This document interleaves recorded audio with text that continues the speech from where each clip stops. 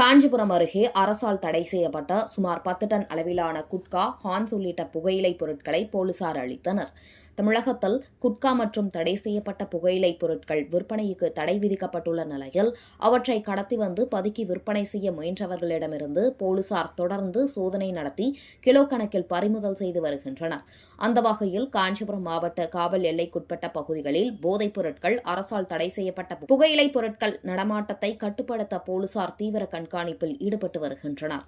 இந்த நிலையில் காஞ்சிபுரம் மாவட்டத்தின் பல்வேறு காவல் நிலையங்களில் பதிவு செய்யப்பட்ட வழக்குகளில் பறிமுதல் செய்யப்பட்ட சுமார் 10 டன் அளவிலான குட்கா மற்றும் புகையிலைப் பொருட்களை குருவிமலை பகுதியிற்கு கொண்டு செல்லப்பட்டு நீதிமன்றத்தின் உத்தரவின்படி போலீஸ் உயர் அதிகாரிகள் முன்னிலையில் ஜேசிபி இயந்திரம் மூலம் 10 அடி ஆழத்திற்கு குழி தோண்டி புதைத்து சுற்றுச்சூழலுக்கு பாதிப்பு ஏற்படாத வண்ணம் முறையான விதிமுறைகளை பின்பற்றி பாதுகாப்பான முறையில் அளிக்கப்பட்டது.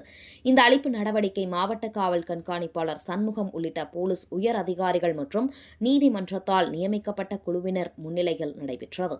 மேலும் பொதுமக்களின் நலனை கருத்தில் கொண்டு தடை செய்யப்பட்ட குட்கா மற்றும் புகையிலைப் பொருட்கள் விற்பனை மற்றும் கடத்தலுக்கு எதிராக போலீசார் தொடர்ந்து கடுமையான நடவடிக்கை எடுக்கப்படும் என காவல்துறை அதிகாரிகள் தெரிவித்துள்ளனர்.